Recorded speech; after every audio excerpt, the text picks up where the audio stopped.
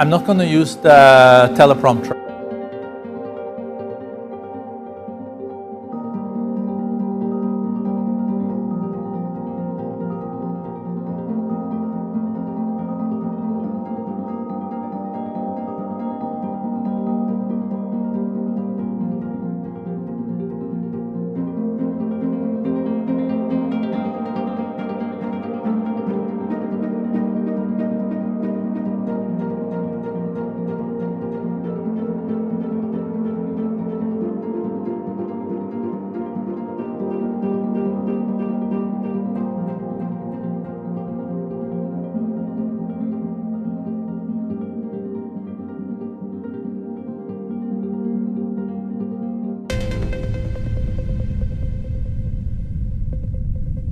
What kind of world do I want to live in? I think about this question a lot.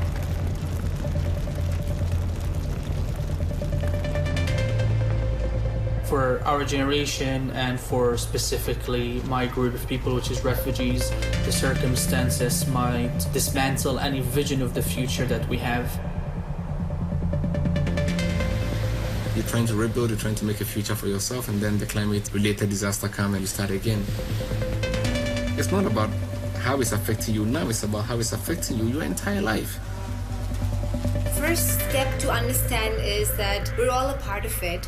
None of us are going to be left out by the crisis. We're at a stage where if we don't act now, really there won't be very much left. There are generations that will never see certain things that we grew up seeing in real life. We have to start treating this like the emergency it is. To achieve the 17 Sustainable Development Goals, we have to go from an intention to a serious commitment. Business leaders really need to rethink how they conduct their business and invest in creating systems that are climate friendly. The action I would like to see is accountability. Structures being put in place where countries aren't just asked to do something, but they're kept accountable to the decisions that they make. There has to be that strong collaboration between government, between corporations, between youth activists to drive change forward. The world I would want to live in is a world where imagining the future is not a privilege. I want to live in a world where people do not give up on hope that a positive change is possible. The fact that you're listening today means that you are willing to make a change.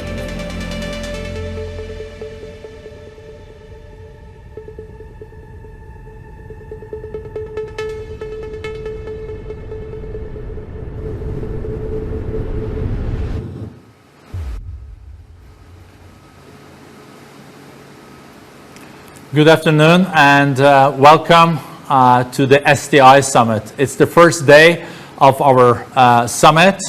We're broadcasting here from Geneva, and the Sustainable Development Impact Summit is now going to take place in the forthcoming days. And at opening day, we have a great panel here today with us looking at how we can make sure that the recovery that we are now seeing is more inclusive and sustainable and job creating than what we saw before the pandemic. But let's face it, we're not out of the woods yet. We know that COVID-19 is still around. We know that many economies will be back by the end of this year in a pre-COVID level, but many economies will only recover back to pre-COVID level in 2023 and 24. And there are challenges. There is inflation. There is also, of course, now a situation where a lot of the fiscal muscles are used. We put $13 trillion on the table. So if we're going to achieve also progress in the years to come, we really need public-private partnerships and initiatives and collaboration, because many governments will not have the necessary fiscal muscles. The great panel here, as I mentioned, we have Mohammed Al-Jadaan. He's the finance minister of Saudi Arabia. We have Vicky Holub. She is the president and CEO of Occidental. We have N.K. Singh, and N.K. is one of the experienced leaders from India and currently the chairman of Finance Commission of India.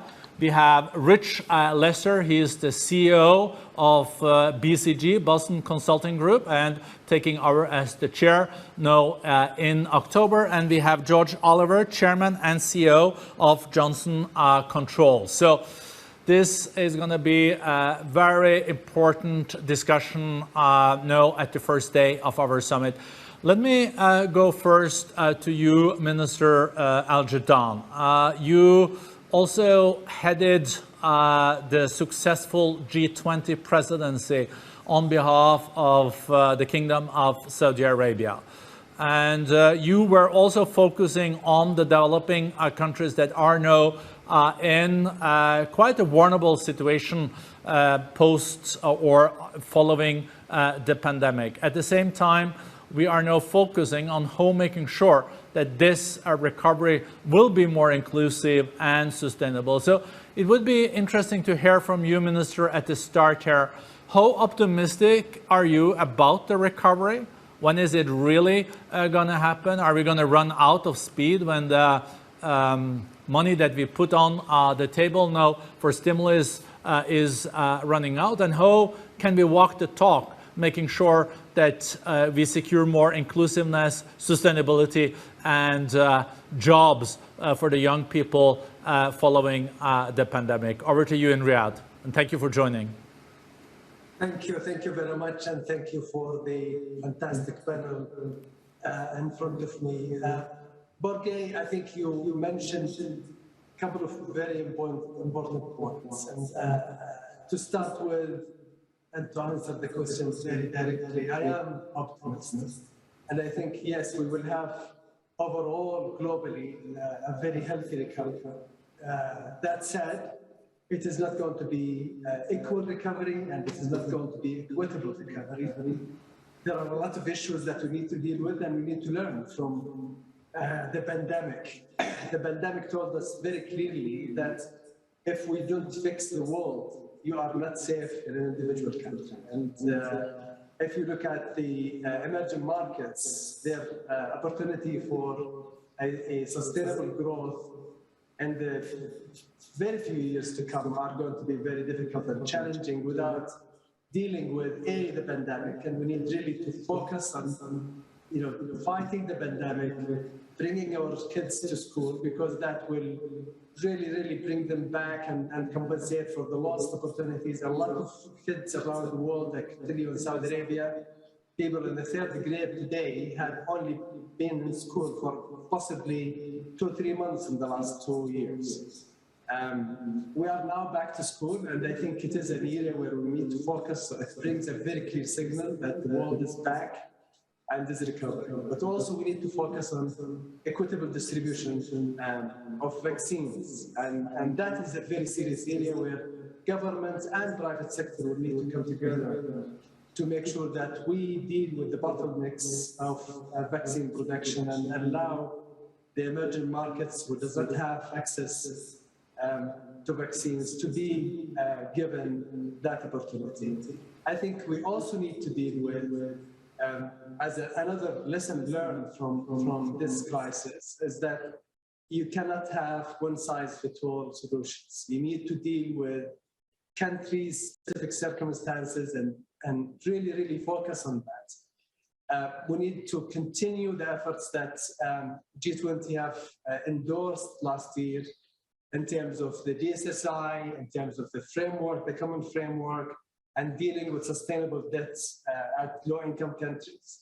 That's an area where we really need to focus on. We need to get the private sector also participate. And I will close, Borge, very specifically on the circular carbon economy and the issues that possibly even before we started in the background of this discussion, renewables are a great thing to have. And I could tell you, even though we are the most possible producers and exporters of oil. We are focusing on renewables, but renewables is not the only solution. I think we need to focus and invest in technologies, research and development, and carbon capture, reuse, so that we deal with it at a very wide level. Thank you, Borge. No, thank you, Minister. I think this is a great segue into also Vicky Holub, CEO and President of Occidental. You heard the Minister talking about renewables, of course, but also having a bridge between today's energy mix and the future energy mix. At the same time, we know that there are close to 800 million people in the world that doesn't even have access to basic electricity. So how do we square this circle moving forward? Well, first of all, let me say I'm glad to be a part of this forum, because it's forums like this that are going to help us advance to where we need to be. And certainly where we need to be in the world is to provide low-cost electricity for those places in the world that don't have it right now. We need to get a better balance across all of the world for quality of life. And for quality of life, certainly electricity power is going to be necessary, but it has to be an affordable cost of energy. So to me, that puts the pressure on the rest of us around the world to do the things that we need to do, especially in the developed economies, with the U.S. being a specific focus for this, is to develop and help the transition out of fossil fuels by using technologies that help not only prevent emissions from existing sources, but to also remove CO2 from the air. Because there's no doubt that we're going to need fossil fuels for a long time to come, and longer than most people think, because fossil fuels will help to generate the low-cost power for some of those places that don't have it today.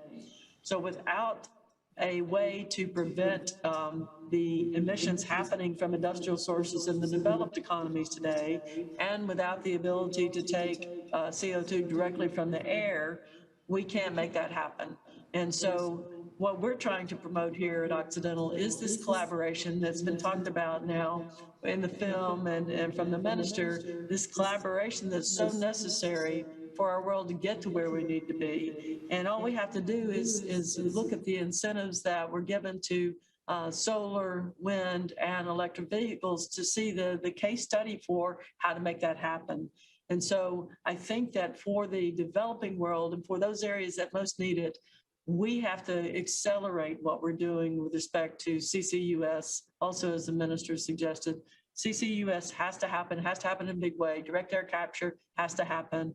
And collaborating among sectors and getting more companies involved in this is going to help us get there. And I'm really optimistic, because there are a lot more companies that are starting to show interest in doing this proactively without mandates from governments, because the mandates won't get us there as fast as we need to get there.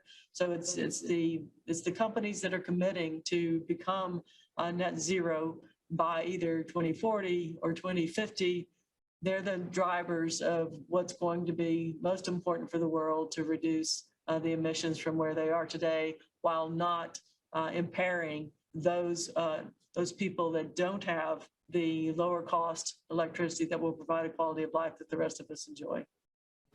Well, thank you so much. Rich Lesser, the CEO of BCG. I know a lot of companies now do come to you to get advice. They want to go then CO2 neutral by 2030 or 2050. You listen to what Minister Al-Jadaan said, also what the CEO of Occidental now underlined, that also carbon has to be part of the solution, but then we also need new technology. How do you see the energy mix and the opportunities then for decoupling here between growth in energy consumption and CO2 emission? So, well, first, I would agree with Vicky. It's wonderful to get a group together to talk about these issues that span the public and private sector, because we need cooperation across all sectors if we're going to make the progress that we need. I just highlight a few things. The first is the encouraging There's two levels of encouragement that I would observe right now amidst massive challenge, which I do not want to diminish.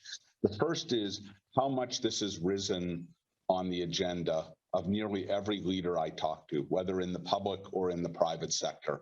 It's not that this was unimportant 3 years ago or 5 years ago, but one would have thought while we're still sort of wrestling with a pandemic in many parts of the world, this might have fallen off the radar screen, and it's just the opposite. For so many leaders, this is now one of the 3 or 4 core priorities that they're thinking about for their businesses looking ahead.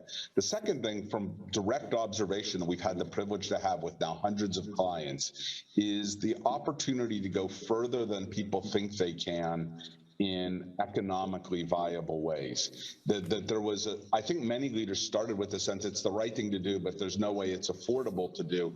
And it is true for most businesses to go all the way to net zero today is extraordinarily expensive. That last 20 to 40% of carbon that sits in a business is really hard to pull out.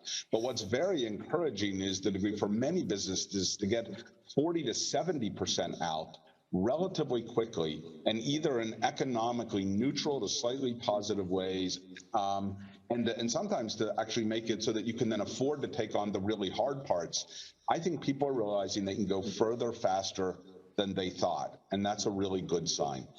At the same time, the challenges are immense. First of all, 40 to 70% reductions aren't sufficient. We need to be getting as close to net zero as we can, as fast as we can.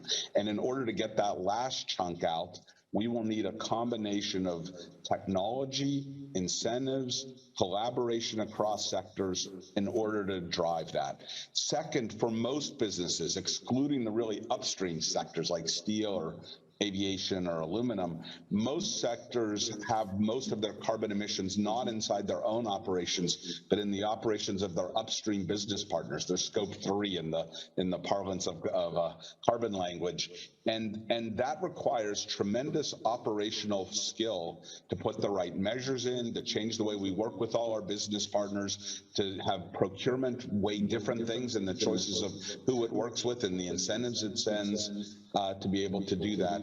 And the final point is, for many parts of the world, the kind of transition we need is just not affordable, given all the other pressures they have to bring people out of poverty, to deal with immense near-term challenges. And in order to do that well, we need the developed world to step up more, to deliver on the $100 billion that was in the Paris Accords but has not really come through.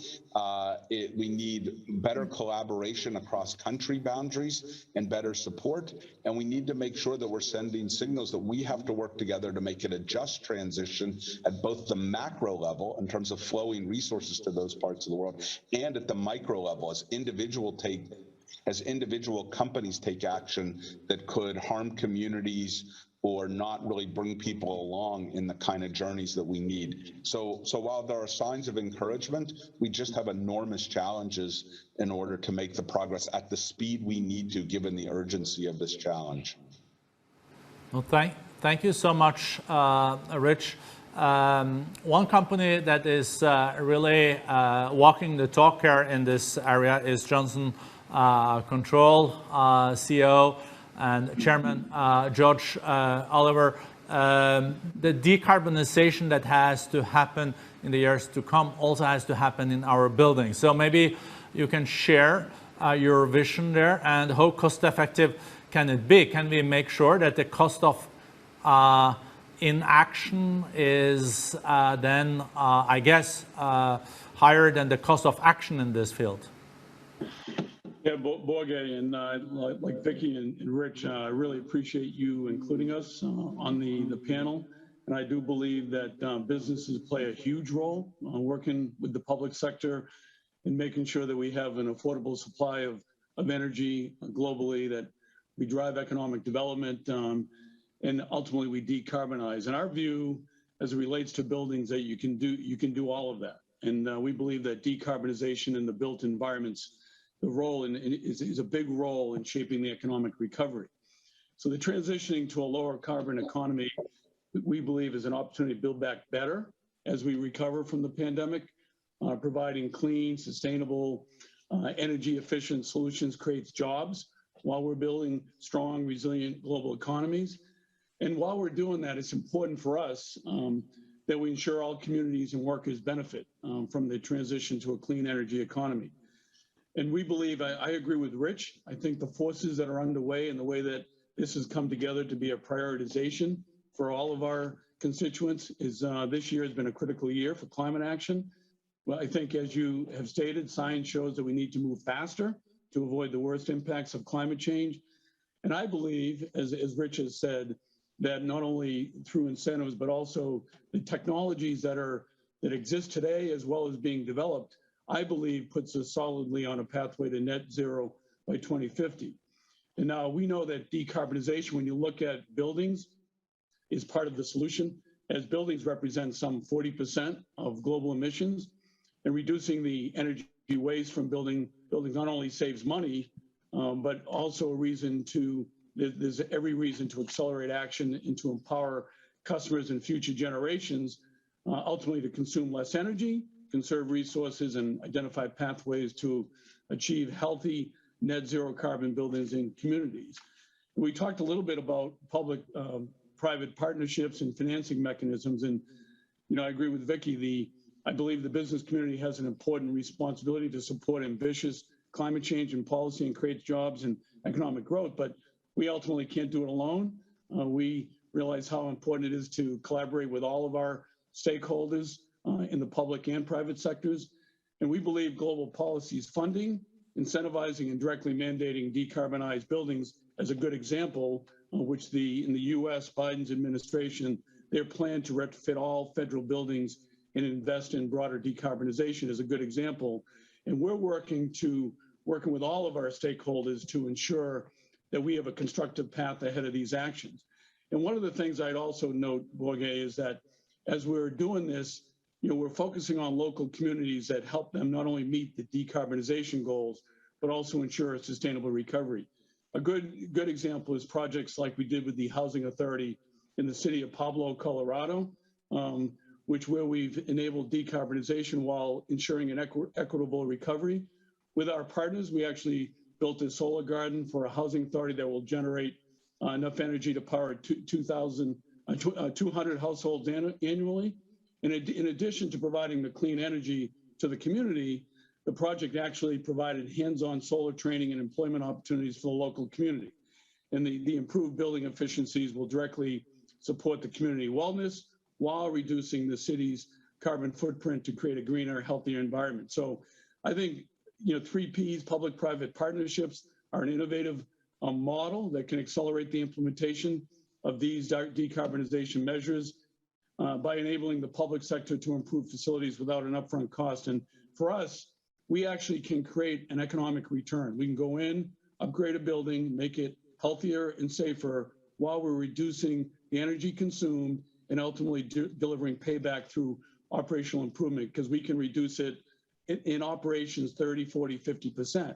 And so we play a big role in reducing the demand at the same time that we're working with the supply to make sure that we're replacing the remaining demand with renewable supply that ultimately gets to a net zero carbon solution. So I believe that working the way that we're working and providing outputs and being able to bring a full solution within the building, connecting not only what we do in HVAC, but all of the other building systems, to connect all of that with automation. And then the data is what enables us to be able to have such a significant impact in the overall carbon consumed. So those are some of the thoughts that we have, and we've been on a journey working with the Business Roundtable, in the US, with the European Roundtable, and with WEF to be able to educate all of our constituents on what ultimately can be achieved and can play a big part of how we not only create economic development at the same time while we're delivering on our decarbonization goals. Thank you, George. Thank you for your leadership in this field. Let's then move to New Delhi. N.K. Singh is one of the most experienced civil servants, but also government leaders in India, and also happens to be an excellent economist. So I would like to pick your brain on some of the more macro challenges, N.K., that we are faced with. We know that in the run-up to COP26 in Glasgow, we all know that without China and India on board, there will not be a new ambitious deal. And we know that Secretary Kerry just visited also India and discussed like when can there be, for example, an ambition from India's side to go net zero. At the same time, we know that the pandemic hit India in a rough way. You are now handling it. Economy is again growing quite substantially, but we know there's a lot of pressing development issues also facing your country. So how do you, what is your take on India's role now on the decarbonization and net zero global issue? And secondly, how do you see the next months when it comes to the Indian economy? Are you out of the woods? Well, first of all, Borja, thank you so much. It's a privilege to be part of this discussion with such an eminent panelist, and most of what the other panelists have said, I'm in total agreement with them. I'll make some of the remarks very brief, but let me begin by saying that I agree with you about the fiscal muscle. I will comment on that issue of the fiscal muscle with which you began, but also with the remarks of the finance minister. He very sagaciously said that one size doesn't fit all. And India would be a classic case of one size not fitting all. This is because, as you rightly pointed out, that we have gone through successive waves of the pandemic. It has been a sagacious act on the part of the leadership to balance issues of life with issues of livelihood. The two are not symmetric. What may be good for life may or may not be good for livelihood. So a right mix in a manner which enables the life to be protected and minimizes human hardship, like direct benefit issues, like public distribution system being strengthened, like employment guarantee schemes for rural areas. And all that has resulted with a rather sharp, what I call a V-shaped recovery of the Indian economy, to take the last point which you mentioned. And I think that this recovery is likely to be sustainable. But before I comment on anything on that sustainable, first of all, I totally agree with Rish that looking at COP26, the first dominant concern, and yes, Kerry was here, he met all the relevant interlocutors. Before that, the Environment Secretary Sharma was here. He met me also and discussed the stuff. So I think Rish is absolutely right that the issue of the unfulfilled commitment of 100 billion seems to haunt us. And in some manner, this needs to be addressed, which addresses the historic legacy concerns of developing economies like India, of the huge amount of ozone layer already occupied, the issues of climate justice and so on. But I think that if we address this issue, we can get out of the trap of these legacy issues. Why? Because I totally agree that it is high up on the agenda. Never before has the issues been so high up. Never before has been such an enormous opportunity of making this economically viable and affordable. I think that in that sense, this COP26 is taking place in a much more favorable environment, notwithstanding the pandemic, than any other earlier COP, because the affordability and availability of technologies which make these commercially viable. I will make three very brief comments and stop. First, because technology is a great equalizer, but it's also a great divider, because as was rightly pointed out, that India coped with this huge pandemic. We did not allow our education systems to be disrupted because of online education for children, and yet, because of the lack of availability of electricity, a lot of people were left out of this mainstream, which accentuated the inequality in a country of India's size. I think that one of the questions which was posed was that have more people gone back into extreme poverty than ever before on account of the pandemic? And technology is a unifier, but technology can also be a divider. So I think as I look forward, how does one harness technology in a manner which makes it for build back better, more inclusive, more equitable build back? And I think that some of the panelists who have pointed out on this have done. The second point, which I agree entirely, that we may have to live for fossil fuel for longer than we think. The issue would be, what is the most non-disruptive path as we embrace the renewable technology? Now, we need to have a combination of the two. A lot of livelihood, a lot of human life has been built around fossil fuel. And as we transit to an era of renewable fuels, transit to an era of green fuels, we need to see the least disruptive part, which is for a large country of 1.2 billion size of India, difficult. One last point, and I'll stop. I entirely agree with you, Boshe, that whereas public outlay is important, and that's where I think that some of the support from multilateral organizations and the World Bank, the IMF, what has been done by the public outlays, this additional finance is important. But we need to find way of how does one crowd in private capital.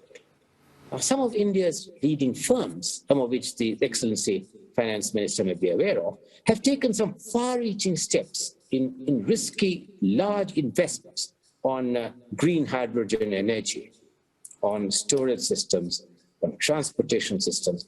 And how does the regulatory framework in our countries begin to crowd in private investment? And a lot of the success of COP26 will depend on the ability to harmonize a relationship between public-private partnership, which is mutually beneficial. Thank you, Boshe. No, thank you so much, NK. Extremely important input. I would like to go back to you, Minister Jadon. You heard NK sing here talking about a V-shaped recovery. Sometimes I feel we're like in a W-shaped recovery because of the pandemic. And as you also mentioned initially, it has not been a recovery that is distributed the same way all over the world. For example, on the stimulus, the 14 trillion US dollars, only 2% of the stimulus has gone to developing nations. And as we know, in the continent next to Saudi Arabia, Africa, only 2 to 3% of the population is vaccinated. And we have, for the first time in 2 decades, seen that there are now 100 million more people that became in the category of extreme poor this year. So the development issues are really, really challenging. At the same time, we know that climate change is also playing a role here. We have the run-up to the COP26, but at the same time, we know also there is energy poverty in the world, as I mentioned in my question to Vicky. So it is really a challenging landscape here. And how will the Kingdom of Saudi Arabia deal with this, and what's your policies now in the run-up to the COP26, the MC12, the trade minister meeting, and also the upcoming meetings in G20? Thank you again. I was really pleased to hear my colleagues in the panel. I think they bring about very important points, particularly, Jorge, 2 key elements. One is, I think if we, possibly you said it before me, if we stop talking and do, I think we will achieve a lot more.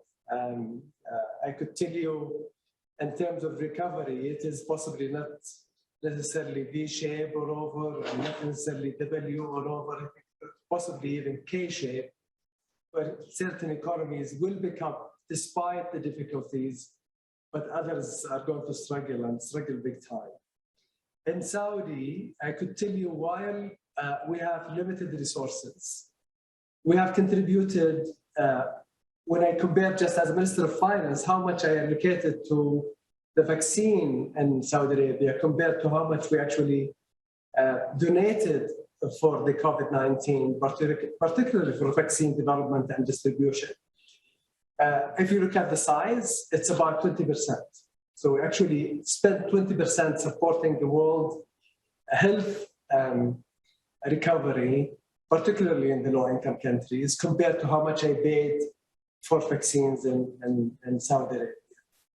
And I think the second point, it's an argument that we had, if you remember, last year during our presidency and earlier this year with the G20 and then with the IMF, is for the special drawing rights. And I tried to lobby saying, actually, now we have an opportunity. So it is out of politics. You don't need to go to your parliament to allocate funds from your own budget. You will be given free money. So why are we giving it to countries and then expecting them to give it back to low-income countries? Why can't we allocate 50, 100, 150 billion out of the 650? And basically give it to the multilateral institutions and say, this is our insurance policy for low-income countries to recover. This is what we are going to do to help these countries. Unfortunately, that did not happen. I would still argue, and I'm encouraging my colleagues in the G20 to do something about this and to make sure that we all, with the private sector, contribute to the equitable recovery out of this very difficult crisis. I would like to comment just on a couple of points, Borge, that were mentioned before, and particularly in relation to energy. And in that point, I think we are possibly kidding ourselves if we think that clean energy is the solution in the short term and mid-term. Clean energy is very important, and renewables are extremely important. Saudi Arabia is actually investing tens of billions of dollars on renewables, and it is 50% of our energy mix, even though we are the most exporters of oil. But that alone is not going to be enough. And we have seen, and we should learn from what's happening in Europe today about the prices. We should literally learn that even electric vehicles, charging stations being stopped during the daytime because there isn't enough energy. So we need to work on research and development. We need to work on how we are going to develop technologies that would help us capture, reuse, or remove emissions.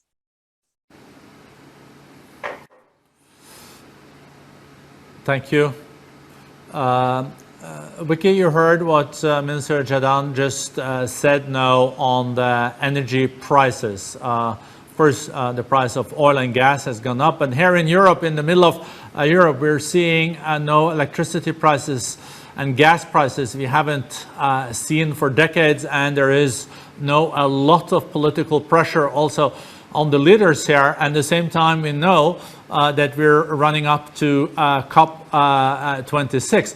Are we currently seeing a global situation that there is a huge underinvesting in energy? Do you think we will have a energy security access crisis? And how do we deal with this at the same time as we have to get down the CO2 emissions? It seems like catch-22.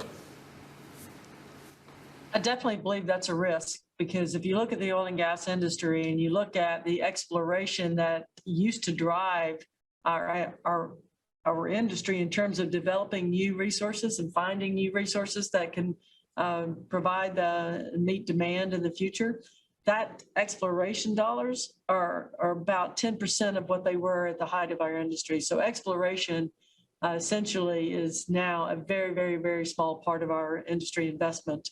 So without exploration, that means you have to get the most out of the reservoirs that you have today. And that's one of the premises of many models, is that the lower cost emissions will be those that come from existing reservoirs.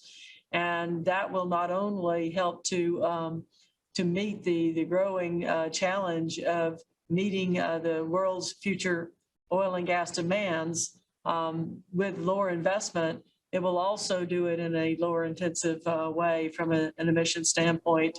And so that's why we're really pushing and trying to ensure that carbon capture, use, and sequestration is a part of the solution to what's happening with the energy industry today, the oil and gas industry. With fewer people developing new reserves, it's going to be critical that using carbon capture, use, and sequestration not only help us to generate and get more reserves out of the ground today. In fact, we can, in some cases, in these shale reservoirs, we can double recovery with CO2 enhanced oil recovery using anthropogenic CO2 from industry and CO2 directly from the air. And every time we cycle through CO2, a portion of that CO2, 40%, stays sequestered in the reservoirs. So it does help with sequestration. It also takes more CO2 injected into an oil reservoir than the barrel of oil that's produced from that injection generates when it's used. So combined with emission-free power, we can, and direct air capture, anthropogenic capture, the CCUS that we can do today will provide also lower carbon, net neutral or net zero carbon oil to aviation and maritime industries. And those are the industries that most need the help with becoming carbon neutral over time. So while I think that we're underinvested, I think that we have this very unique opportunity in the world that we can create more investment and generate the oil that the world needs, and while lowering emissions in the process, providing lower carbon or carbon neutral oil to aviation and maritime. And we're also developing a technology that goes along with that, which is an emission-free power generation technology. What it does is, as a part of the process of generating lower cost electricity than traditional ways that are used today, in producing that electricity generates a pure stream of CO2 that can then be sequestered without needing retrofitting. It's a part of the construction in the process, and it's called net power. So those are technologies that need to be advanced in lieu of spending a lot more dollars to go and explore and develop new reserves in the world. And so we're doing that, and I know others are looking at doing that too. And I think that's how our industry helps with the transition. Well, thank you so much.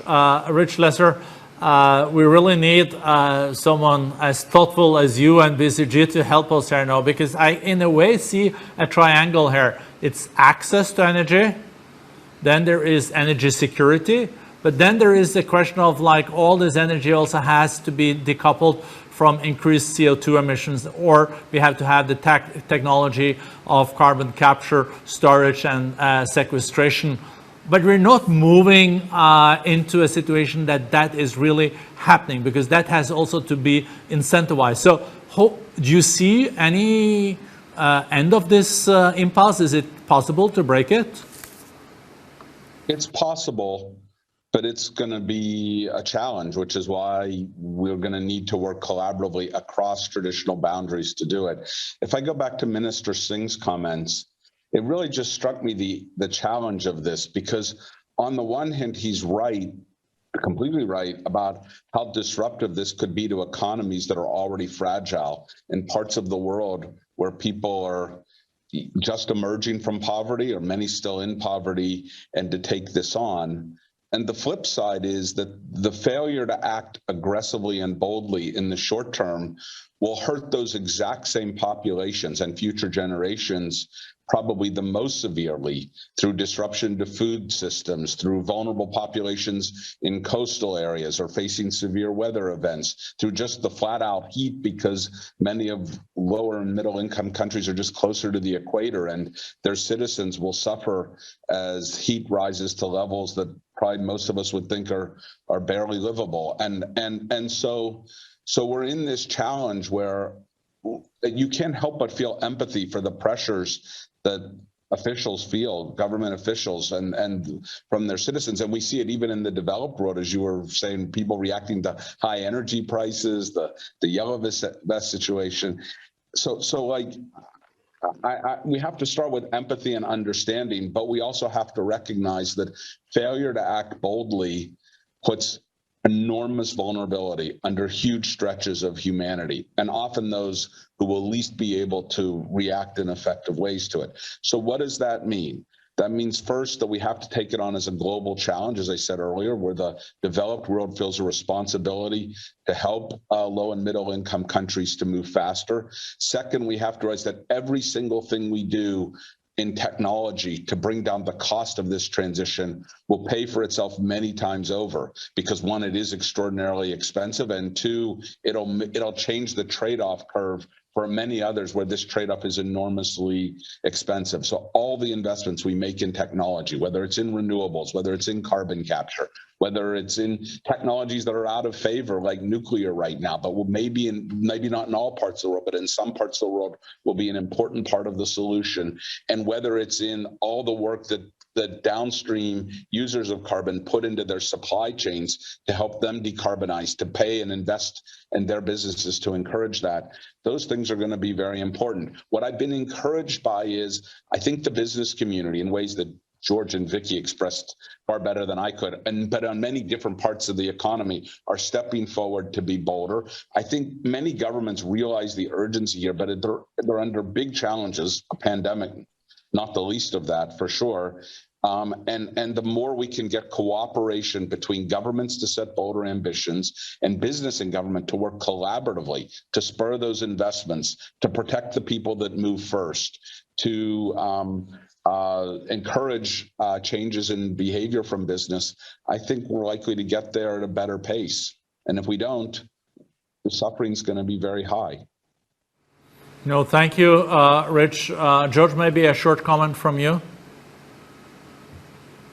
Yeah, I mean, I agree with Rich relative to technology innovation being a really big part of the solution. And what I'm seeing, especially in our space, that it does require more innovative approaches to how we go to market also, that the traditional ways that buildings were served and the cost and the lack of efficiency has really been highlighted now as we go through this cycle. And getting back to this public-private partnerships, we believe in, for instance, with buildings being such a big part of the carbon footprint, how do we be innovative in creating an output that, instead of the traditional approach to building and maintaining a building, how do you create an output that actually can be financed, and the output that's actually being created is creating a return as a result. And when we look at the tight economic conditions, whether it be public sector entities, including schools, hospitals, government agencies, they're stretched for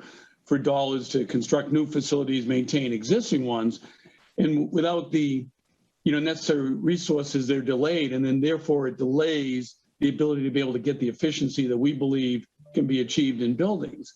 And so the way that you look at the trillions in additional investment that's going to be needed in carbon cutting technology, and ultimately the projects and services that are going to be required to meet the goals of the Paris Climate Accord, we believe the smart regulations combined with technology and innovation, not only in the technology around renewables, but also as we're looking at the solution sets that are critical to being able to create the outputs within buildings, the two combined can ultimately not only create economic return, significantly reduce the carbon, and at the same time focusing the return on developing the workforce that we believe from an economic standpoint is going to be a big deal, especially in these developing communities. Thank you, Josh. NK Singh, we know that Prime Minister Modi is heading to New York. He's going to participate at UNGA this year. He hasn't frequently gone, but this year he is. And I think he's also meeting with President Biden on Friday. And I guess one of the topics that you will touch on is COP26, energy, environment, but I guess also the broader picture about an inclusive recovery, and also the more geopolitical challenges that we are seeing just currently. So it would be very interesting, because I know you're very close to the Prime Minister, to hear a little bit of the current thinking and zeitgeist in Delhi now. Well, I think that, first of all, I share most of the comments made by many of the panelists. I totally agree with the Excellency, the Finance Minister, that the innovative ways must be found, like the somewhat inclusive, broad-based SDR allocation, which doesn't leave out and exclude countries. And I think that getting multilaterals in the picture would be of enormous help. And I think that, Rich, as usual, I cannot refrain from making one observation, that I totally agree with you, Rich, when you say that this whole issue of disruption, and the issue of disruption in a country like India, pockets of fossil fuel where millions of people are engaged also happen to be the poorest part of the country. So a non-disruptive transition on fossil fuel, which minimizes human cost and doesn't accentuate the poverty syndrome, is one of the challenges which the leadership is having to grapple. I think that, Osha, you raised the issue of how do I see the Prime Minister's visit? Well, the Prime Minister knows very well the fact that he has gone on record so many times to emphasize what a centerpiece this issue is. Just take 3 recent announcements. That is going to build on that. So that's partly will Bashir reflect. He chose the occasion of India's 75th independence to announce a special green hydrogen mission. That embeds a lot. A special green hydrogen mission. It'll encourage public outlay. It'll encourage garner private investment. It'll encourage gainful circle. So he's going to emphasize the Global Hydrogen Alliance, Green Hydrogen Alliance, as one of the areas building on his 75th Independence Day address. The second, as a signal of transiting, he did one of the critical users of fossil fuel in India, and is India's largest public sector undertaking, which has captive coal mines, which has lots of captive staff, is the Indian Railways, with which I don't know how many of this very distinguished panelists have traveled on the Indian Railways, but there are some good features of Indian Railways. He has openly committed to make the Indian Railways net zero. This is a very powerful signal that India's public sector undertakings, which will therefore naturally include steel, big investments there, it includes coal. If the most important public enterprise, which is railways, is going to be net zero, it's a target which seeks to extend his commitment in Paris of achieving certain levels while giving leadership to the Solar Alliance, to extend that in terms of energy efficiency and moving towards uses of greater technology.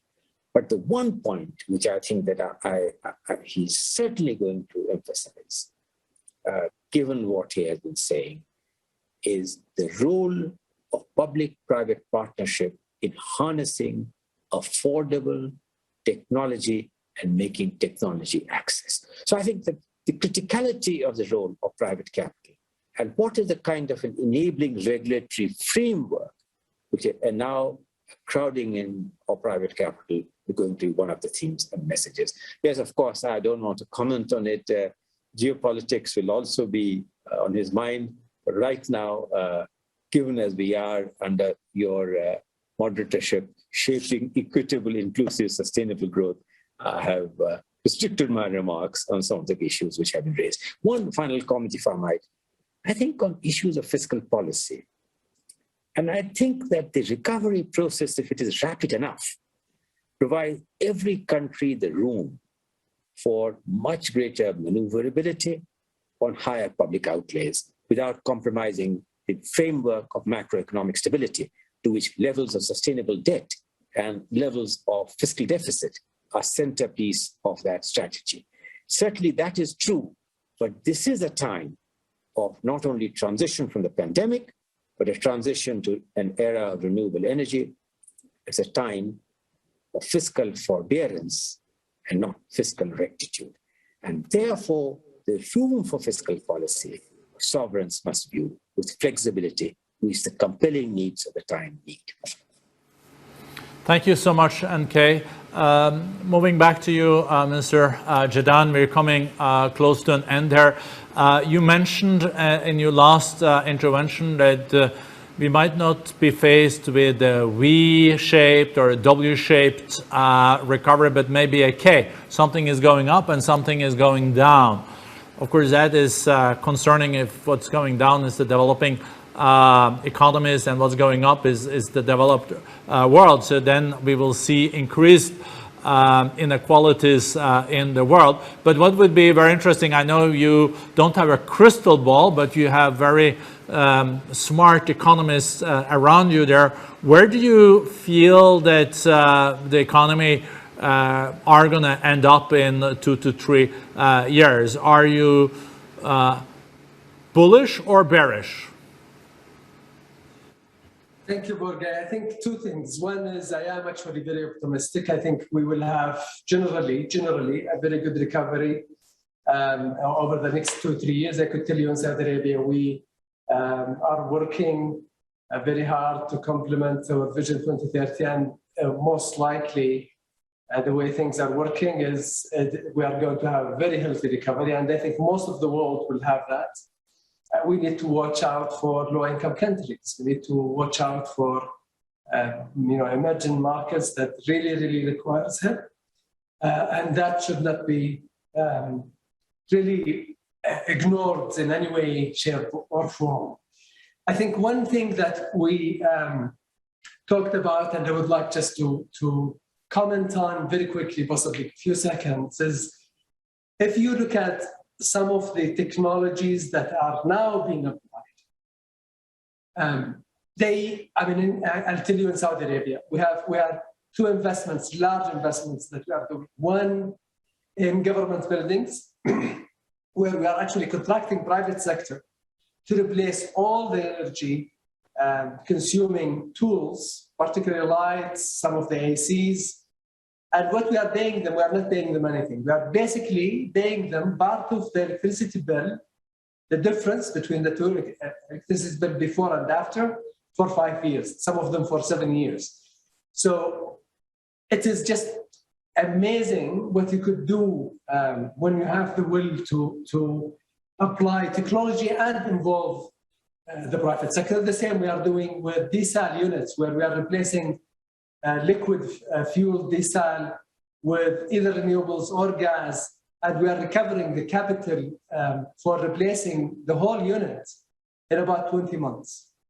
So if you think, and if you have the will, I think you have the means all over. Thank you. Shukran. Short comment from you, Rich Lesser, and then I'll go for the closing. We should be on time. Rich. Thank you. I just wanted to come back to Minister Singh's comments. I thought it was so important. This concept of a just transition and what do we do at both the micro level. There's a very interesting effort I've been close to at the Council for Inclusive Capitalism with the Vatican about how to develop frameworks for companies to follow on just transitions, because we're all going to be changing our business models that could hurt workers, could hurt communities, could make it that much more difficult. And how do we at that level think about involving communities, involving our workforces, thinking about what other ways we can do to bridge this very challenging transition ahead. And second, how capital comes to bear on that. Bill Gates just announced a big program with Breakthrough Energies this morning that we'll be a part of, on how do you invest capital with low return mindset, not to generate high returns, but to create the technologies that will help everyone, which I think Minister Singh also highlighted. And I just thought those 2 points were really important and worth amplifying. Thank you so much. It's been a great panel. I learned a lot. I think we all gained insight. I would have loved to continue another half an hour. And then I learned that's the time when you should cut the panel, when everyone wants it to still continue. So really great input from all the panelists. We touched on energy access, energy security. We also touched on decoupling. We also touched on how we can secure a more inclusive and job-creating recovery. We didn't conclude if it was a W, K, or a V-shaped recovery, but I'm then leaning towards what Minister Jadaan said. He is optimistic on medium term that we will see growth back in the global economy. So thank you all for joining, and I couldn't think of a better start of our first day of our summit. So special thank you to a great panel. Thank you so much. See you soon.